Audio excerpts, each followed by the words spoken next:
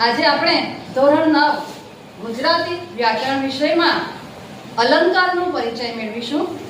તો સૌપ્રથમ તો અલંકાર એટલે શું એવો આપણને પ્રશ્ન થાય।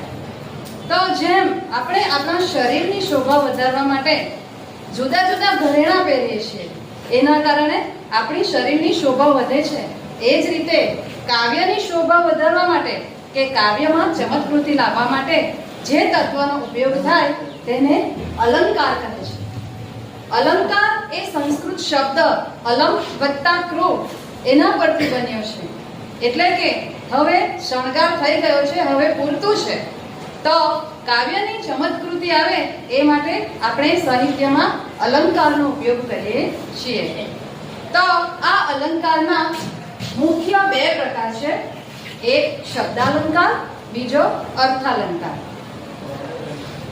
જેમાં શબ્દ દ્વારા કાવ્યમાં ચમત્કૃતિ આવે કે કાવ્યની શોભામાં વધારો થાય એ અલંકારને શબ્દાલંકાર કહે છે।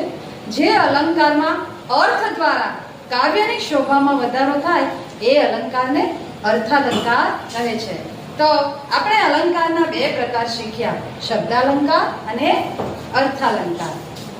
હવે આપણે અર્થાલંકાર પૈકી ઉપમા અલંકાર વિશે સમજૂતી મેળવીશું।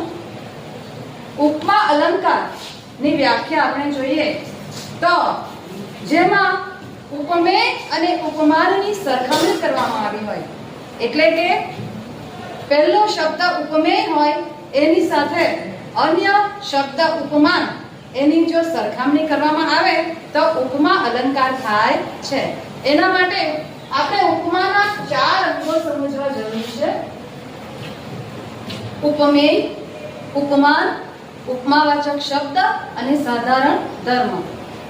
ઉપમેય એટલે જેની સરખામણી કરવાની છે એ શબ્દ, ઉપમાન એટલે જેની સાથે સરખામણી કરવાની છે એ શબ્દ, ઉપમાવાચક શબ્દ એટલે જેવો, જેવી, સમાન, સરખો, સરીખી વગેરે, અને સાધારણ ધર્મ એટલે બંનેમાં ઉપમેય અને ઉપમાનમાં જે સમાન હોય એને સાધારણ ધર્મ કહીએ છીએ।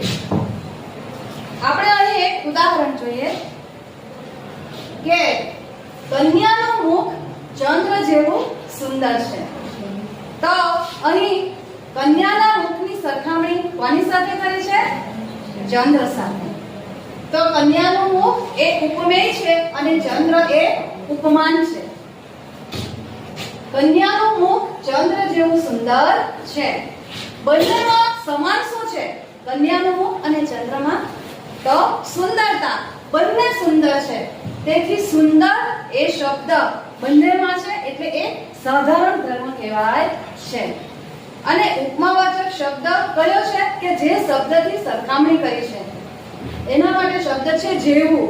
જેવું એ ઉપમાવાચક શબ્દ છે।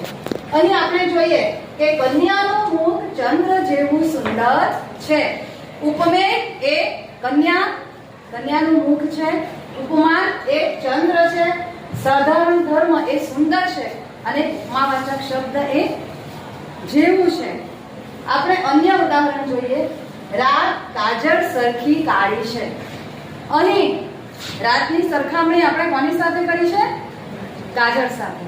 તો રાત કાજળ સરખી કાળી છે, રાતની સરખામણી કાજળ સાથે કરી છે, ઉપમેયની સરખામણી ઉપમાન સાથે કરી છે, અને બંનેમાં સમાન શું છે? તો બંને કાળી છે, રાત પણ કાળી છે અને કાજળ પણ કાળી છે। તો સાધારણ ધર્મ એટલે બંનેની સરખામણી કરતો શબ્દ કયો છે? તો સરખી। તો આ સરખી શબ્દ એ સાધારણ ધર્મ છે। અહીં આપણને ઉપમા અલંકાર સમજાઈ જાય